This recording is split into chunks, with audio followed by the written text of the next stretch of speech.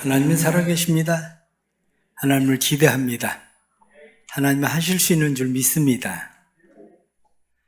성경에 나오는 많은 책들 가운데 요나서, 그러면 사람들이, 특히 아이들이 참 좋아하는 성경책입니다. 성경을 잘 모르는 사람들을 위해서 간단하게 설명을 드리면, 하나님께서 요나라고 하는 선지자에게 말씀하십니다.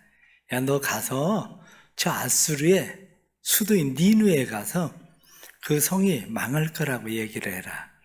내가 그 성을 멸망시키기로 했다. 그런데 요나의 마음이, 하나님께서 굳이 나에게 그것을 왜 말씀하실까? 망하게 하려면 그냥 망하게 두면 되는 건데, 그때 가서 망하게 하시면 될 텐데, 굳이 하나님께서 나에게 말씀하시고자 하는 이유는 니느웨 성 사람들을 살려주려고 하든지, 아니면 그 중에 얼마라도 좀 살려주려고 하나님께서 나한테 말씀하시는 것이 아닌가, 이런 마음이 들었겠죠. 그러니까 요나가 하나님의 말씀을 거역하고 니느웨와 반대편인 다시스로 배를 타고 도망을 가버립니다. 그랬더니 하나님께서 요나를 그대로 내버려 두지 않고 바다에 큰 풍랑이 일게 해서 사람들이, 도대체 이 배에 어떤 죄인이 탔길래 이 풍랑이 이렇게 일어나나, 죄인을 뽑아보자. 그래서 제비 뽑기를 했는데 요나라는 사람이 딱 걸린 거예요. 그래서 요나라는 사람을 바닷속에 집어넣었습니다.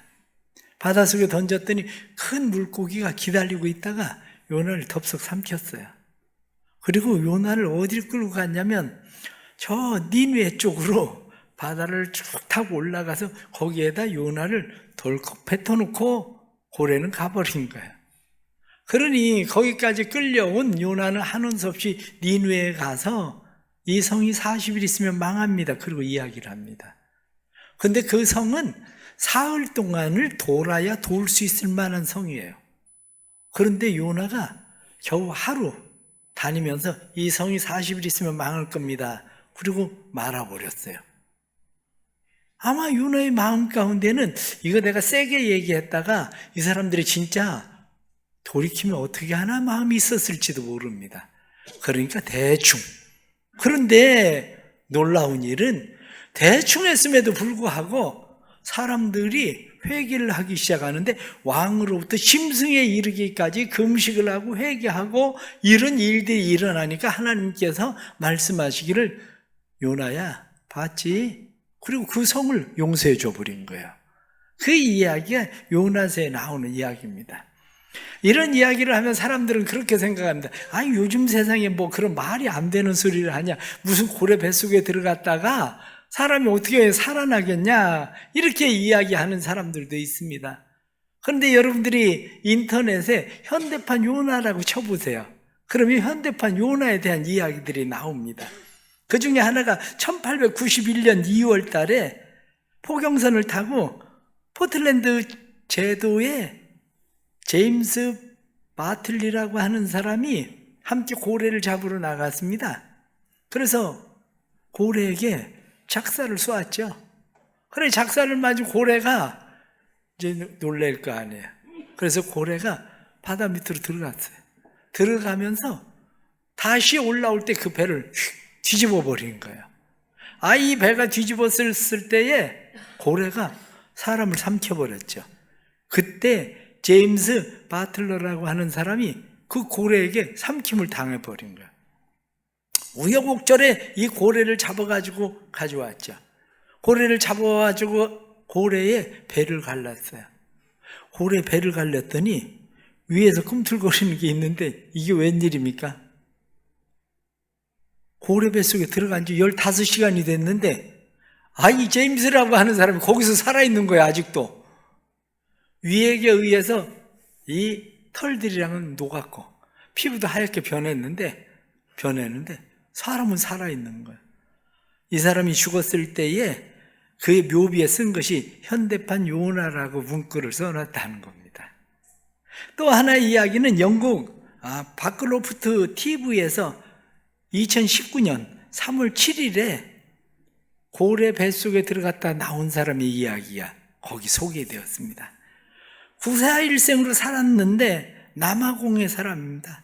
이 사람이 잠수부로서 레이너 쉼프라고 하는 사람인데, 이 사람이 정어리, 이런 돌고래, 이런 연구를 하는 수중 촬영하는 사람인데, 정어리를 촬영하기 위해서 촬영을 하고 있는데 그만 고래가 나타나서 정어리를 삼킨다고 이 사람을 삼켜버린 거예요.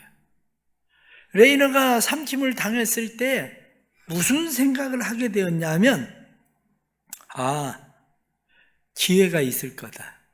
왜냐하면 레이너는 촬영 중간 갑자기 큰 일렁임을 느꼈다. 그는 인터뷰에서 해수면이 요동을 치더니 엉덩이에 압박이 느껴졌고 곧 사방이 어둠컴컴해졌다.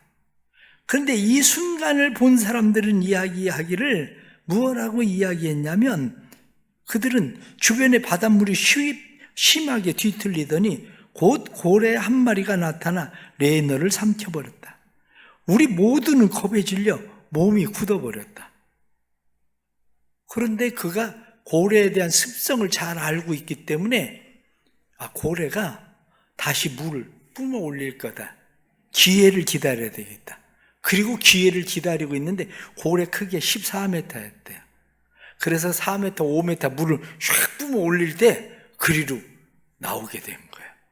그래서 헤엄을 쳐가지고 보트로 왔다는 거예요. 이런 이야기도 나옵니다. 미국의 패키드라고 하는 사람도 고래에게 삼켰는데 삼키고 나서 왜 숨이 쉬어지지? 생각을 했대요. 고래의 뱃속으로 들어간 게 아니라 아마 입 안에 공기주머니가 있는 쪽에 아마 있었던 것 같아요. 그래서 고래가 다시 다니다 물로 들어가면서 뿜어내는 그 힘에 의해서 다시 밖으로 입에서 품어내는 힘에 의해서 나오게 됐다. 이런 이야기들 나와요. 사람도 그렇게 그냥 사는데 하나님이 일부러 고래에게 요나를 삼키게 했는데 요나가 그 속에서 살아나지 못할 리가 없죠. 그런데 성경은 우리에게 무엇을 말씀하려고 이 말씀을 하고 있습니까? 그때 당시에 이스라엘 사람들은 편협한 생각을 가지고 있었습니다. 이스라엘 사람들이 가지고 있는 편협한 생각은 우리는 선민이라는 거죠. 우리는 하나님이 선택한 선민이니까 우리는 망하지 않는다. 그런데 저 아수르 사람들, 저 나쁜 사람들이라는 거예요. 우리를 괴롭히고 힘들고 어렵게 하니까 저놈들은 망해야 된다는 거예요. 더군다나 기록에 의하면 아수르 사람들이 얼마나 잔인했냐면 이들이 잔인성을 자녀들에게도 키우기 위해서 사람의 껍질을 벗겨가지고 포로들의 껍질로 도배를 했대요. 뿐만 아니라 귀를 다 잘라가지고 쫙 집에다가 쭉 끼워가지고 이어놨대. 그것만 아니라 포로들을 자녀들에게 칼을 주고 사람 찌르는 훈련을 시키기 위해 살아있는 사람들을 그냥 찌르도록 훈련을 시켰다는 거예요. 이 정도로 잔인한 사람들이고 그러니 사람들의 마음 가운데 어떻게 했습니까? 저놈들은 망해야 돼. 저놈들은 망해야 돼. 이 마음이 가득했었죠. 그런데 하나님의 생각은 요나가 가지고 있었던 생각과 달랐던 거죠. 위도 10이라고 하는 책을 보면 종교가 전쟁이 되는 곳, 그래서 나온 책이에요.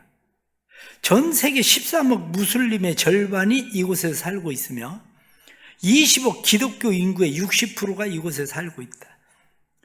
이곳이 어디냐면 아프리카에서는 나이지리아, 수단, 소말리아 이런 나라들이고 아시아에서는 인도네시아, 말레이시아, 필리핀 이런 나라들입니다. 그런데 이 나라들이 치열하게 종교라는 이름으로 전쟁을 치러요. 그러면서 거기에 나온 것이 돈이 어떻게 신을 대처하는지, 그 돈을 위해 이 나라들은 종교라는 이름으로 얼마나 치열하게 싸우는지, 그리고 각 나라들에 언제 이슬람이 들어오게 되고 기독교는 어떻게 들어오고 이들이 어떻게 싸움을 싸워가는지, 그 탐바구니에 있는 사람들은 어떻게 지내고 있는지에 대한 이야기를 쭉 합니다.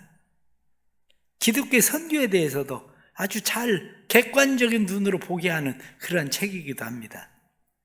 근데 거기에 나오는 이야기 가운데 하나가 뭐냐면, 신이 인간을 다르게 창조하신 이유는 차이점을 통해 서로 이해할 수 있도록 하기 위해서인데, 차이점 때문에 서로 싸운다. 남의 이야기가 아니죠.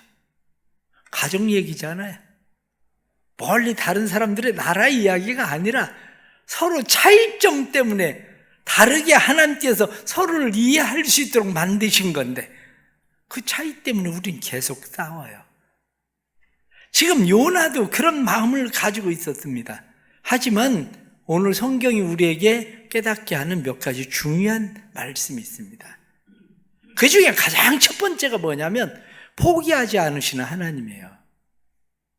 하나님은 이스라엘을 포기하지 않으세요.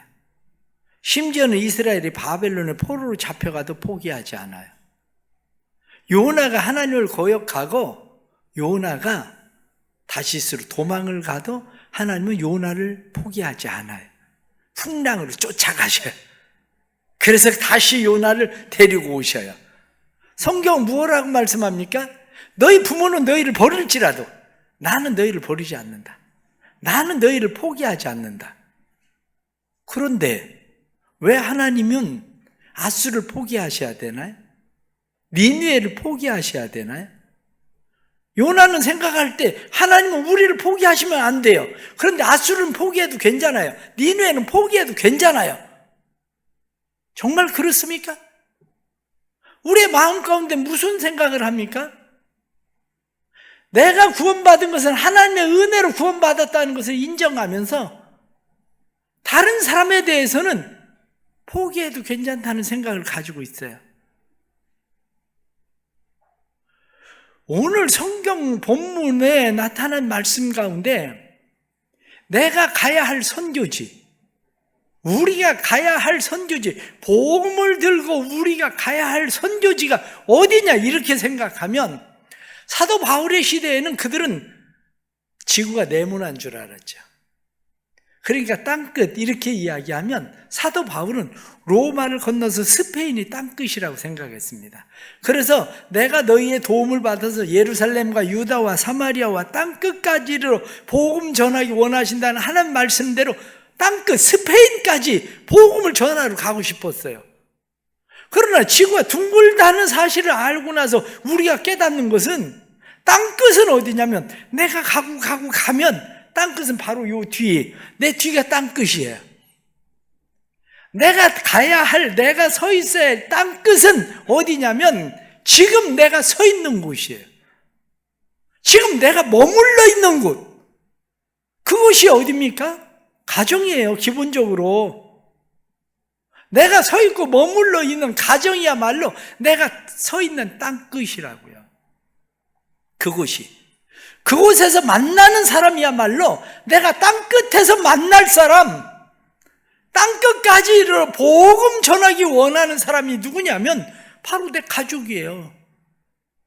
내가 직장에 머물러 있을 때 내 직장에 서 있는 사람, 그 사람이 내가 땅끝이고 그들이 내가 복음을 전할 사람들이에요. 그런데 우리는 무슨 생각을 합니까? 나는 구원받아야 되는데, 나는 구원받아도 되는데 당신은 안 돼. 이렇게 생각하는 경향인 거죠. 왜요? 그 사람은 내가 겪어보니까 바늘로 찔러도 피도 안 나올 사람이야. 원래 태어날 때부터 불교래.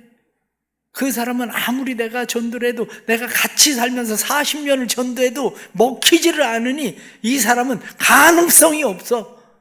그러니 포기해야 될 사람인 거죠. 그러나 하나님이 생각하실 땐 그렇지 않다는 거죠. 하나님이 나를 포기하지 않으시는 것처럼 하나님은 그들도 포기하지 않으세요.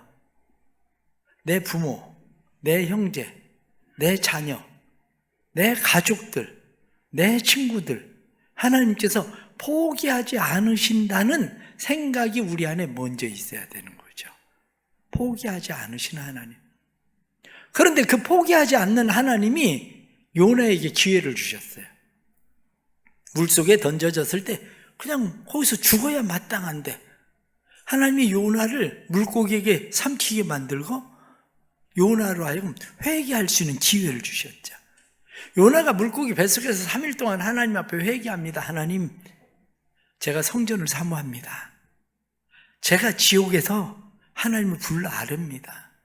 하나님 저를 살려주시면 제가 하나님 앞에 서원을 갚겠습니다. 요나를 하나님께서 긍휼히 볼 수 있도록 하나님 나를 불쌍히 여겨주십시오. 그리고 기도합니다.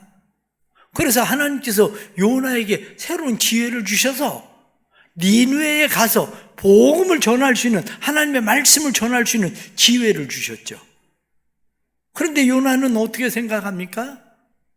니느웨 사람들, 아수르 사람들은 그 기회를 만나면 안 될 사람들처럼 여기는 거죠. 저 사람은 그 기회를 만나면 안 돼. 저 사람은 그 기회 만나봐야 소용이 없어. 그러나 한편으로 생각하면 누가 더 나쁜 사람입니까?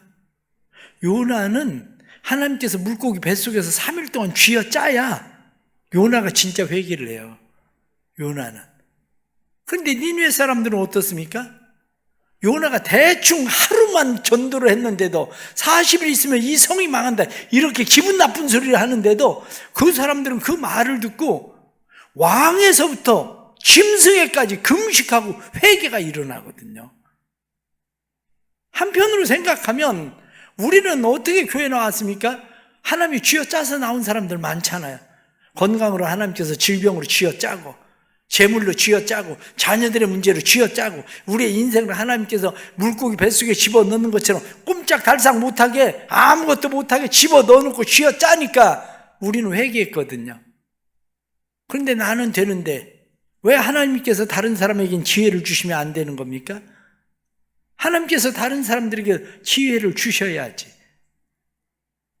우리의 마음 가운데 용서에 대해서 잘못 생각하고 있기 때문이죠. 베드로가 예수님에게 그렇게 이야기합니다. 선생님, 다른 사람들이 내게 잘못하면 몇 번쯤 용서하면 되겠습니까? 7번 하면 되겠습니까?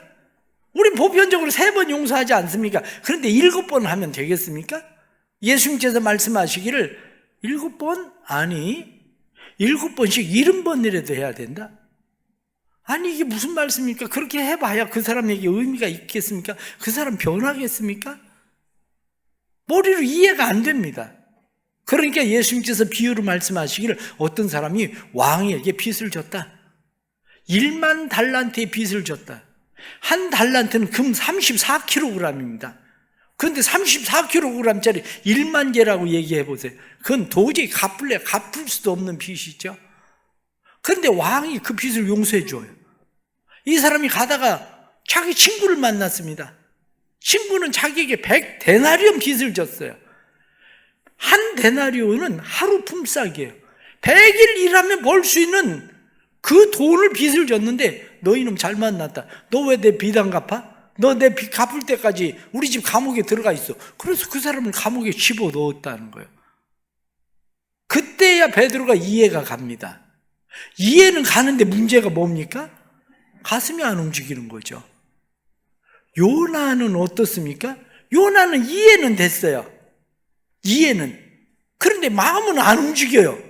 하나님께서 그들에게도 기회를 주시기를 원하는 것은 이해는 하는데 마음은 안 움직이니까 아마 40일의 기회가 있는데 40일 있으면 망한다 이렇게 이야기하면 사흘 길이 아니라 며칠이고 계속 돌았을 거예요. 그런데 요나는 그걸 겨우 하루밖에 돌지 않고 만 이유가 뭐냐? 머리는 이해가 되는데 마음이 안 움직이는 거죠. 마음이. 베드로는 예수님께서 잡혀가실 때 예수님을 버리고 도망갑니다. 예수님께서 신문을 당하실 때에 예수님을 모른다고 3번이나 부인합니다. 예수님이 십자가에 못 박혀 죽으실 때 혹시 나도 잡혀가지 않을까 그래서 숨어가지고 방문을 꼭꼭 걸어 잠굽니다. 근데 부활하신 예수님께서 베드로를 찾아오셔서 네가 나 사랑하느냐? 내 양을 먹여라. 네가 나 정말 사랑하느냐? 그럼 내 양을 치라. 그 말씀을 들을 때야 비로소 그의 가슴이 움직여요. 그래서 주님의 복음을 전하기 위해서 베드로는 십자가에 거꾸로 못 박혀 죽을 때까지 복음을 전합니다. 우리 신앙도 바로 그래요. 머리로 이해되는 거 가지고 되지 않습니다. 머리로 이해되는 것이 아니라 우리의 가슴이 움직여야 되거든요. 저도 교도소 복음을 전하기 위해서 교도소에 지난주 목요일에도 제가 이제 코로나가 끝나면서 또 설교를 하러 다녀왔는데, 제가 교도소 선교하는 사역에 대해서 여러분들 가운데는 어떤 사람들은 머리는 이해가 됩니다. 근데 목사님 꼭 그렇게 할 필요가 있나요? 그 돈이면 차라리 다른 데 가서 일을 하시는 게, 다른 데 쓰는 게 훨씬 더 낫지 않을까요? 그런 마음을 가지고 있는 사람도 있다는 건 제가 압니다. 모르는 건 아니에요. 제가 노숙인이나 우리 어르신들 섬기는 일을 하면 여러분들 가운데는 그런 생각을 해요. 아니, 저분들 용돈이라고 그렇게 주면 가서 또 술 먹고 그럴 텐데 교회가 그렇게까지 해야 될 이유가 있나? 머리로는 때는 이해는 가지만 마음은 함께하지 못할 때가 많아요. 그러나 우리가 해야 되는 그러한 일들, 하나님이 내게 기회를 주셨으면 다른 사람도 하나님께서 기회를 주시는 것이 옳다고 우리는 깨달아야 됩니다. 우리가 생각할 때는 그 사람은 안 될 사람이라고 생각할지 모르지만 그렇지 않습니다. 오히려 나는 그렇게 쥐어짜야 여기 와서 앉아있을 사람이고, 어쩌면 그 사람은 하나님께서 말 한마디 툭 던져도, 우리가 복음을 툭 던져도 하나님 앞에 돌아올 수 있는 사람일 수도 있어요. 그래서 성경은 뭐라고 말씀합니까? 내 생각은 너희 생각과 다르고 내 길은 너희의 길과 달라서 내 길은 너희보다 높은 곳에, 내 생각은 너희보다 높은 곳에 내 생각이 있다? 성경은 그렇게 말씀하지 않습니까? 우리에게 하나님께서 주시는 이 은혜를 생각하고, 맞습니다, 하나님, 제 남편에게도 기회를 주세요. 제 자녀들에게도 기회를 주세요. 제 부모님에게도 기회를 주세요. 하나님, 저는 쥐어짜야 하나님 앞에 돌아왔지만 하나님, 그들은 쥐어짜지 않고도 돌아오게 해주세요. 그래서 기도하는 거 아닙니까? 우리가 기도하는 이유가. 마지막 하나는, 회개케 하시는 분은 하나님이시라는 것을 믿으세요. 우리가 사람 마음 바꾸고 변화시키려고 한다고 되는 거 아닙니다. 사람들은 종종 신학교를 가고 싶어 해요. 근데 왜 신학교 가고 싶어 하냐? 그럼 전도 잘하고 싶어서 신학교 간대요. 전도 열심히, 평신도 때 전도 열심히 하던 사람이, 제가 조금 심한 말로 하면 신학교 가면 벨입니다. 완전 벨입니다. 왜 완전 벨이냐? 신학교 갔다 오고 나서 전도 잘하는 사람을 본 사람은 별로 없어요. 제가 볼 때, 저 사람들 목회 안 하고 평신대로 그냥 있으면 전도라도 잘할 텐데 왜 목회한다고 저 사람들 저러고 있나 싶어지는 사람도 솔직하게 많아요. 그런 사람도. 왜 그렇습니까? 변화는 내가 말 잘한다고 변하는 게 아닙니다. 하나님께서 변화시켜야 되는 거죠. 오늘 성경 본문에 왕도 베옷을 입었다. 베옷은 우리나라 사람들이 생각하는 그런 장례식 때 입는 베옷을 얘기하는 게 아닙니다. 베옷은 그때 당시에 노예들이 입는 그저 네모 반듯한 자루 같은 옷이에요. 그냥 위에 툭 터지고 옆에, 양쪽 옆에만 툭 터져서 그냥 뒤집어 쓰고 팔만 내밀면 허수아비처럼 목 나오고 팔 나오는 그런 옷. 그거 쓰고 뒤집어 쓰고 그러고 있었다, 그 얘기예요. 무슨 얘기입니까? 자기가 가지고 있었던 왕의 자리나 의복이나 모든 교만을 다 내려놓는 거. 사람이, 목사님, 그 사람 돈 욕심 많아가지고 절대 예수 믿을 사람 아닙니다. 교회 와서 그 사람 헌금 10원 내는 것도 아까워할 사람이라 예수 절대 못 믿습니다. 그렇지 않아요. 그 사람이 돈을 왕처럼 섬겨도 예수 믿을 수 있어요. 그 사람 명예나 권력이나 세상의 쾌락이나 이런 것들이 자기의 마음에 왕같이 자리를 잡고 있어도 하나님께서 오늘 성경에 왕도 그 옷을 벗어버리고 베옷을 입었다고 말씀하는 것처럼 그 사람들도 자기가 왕같이 여기던 그것 다 버리고 하나님을 섬길 수 있는 겁니다. 그러기에 우리는 살아가면서 우리의 마음 가운데 맞아, 회개도 내가 시키는 거 아니고 하나님께서 회개시키는 거야, 이것을 깨달아야 됩니다. 세상을 살면서 인간이 만들어내고 있는 게 있습니다. 인간이 사는 곳에는 크고 작은 많은 문제들이 있지만 그 중에 인간이 만들어내는 두 가지 문제가 있는데 하나는 쓰레기예요. 인간이 사는 곳은 어디 가든지 쓰레기 얼마나 계속 나오는지 쓰레기의 문제. 만약 한 달만 대전시 쓰레기차가 청소를 안 한다면 대전은 완전 쓰레기 냄새로 꽉 찰 겁니다. 쓰레기는 밖에 내도 버리죠.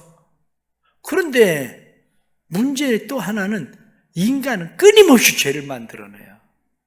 끊임없이 만들어내는 죄는 내놓질 않아요. 우리 안에 막 쌓아놓고 또 쌓아놓고 그러나 성경 예레미야 17장 9절 말씀은 만물보다 심히 부패한 것이 인간의 마음이다. 누가 이를 능히 알리요?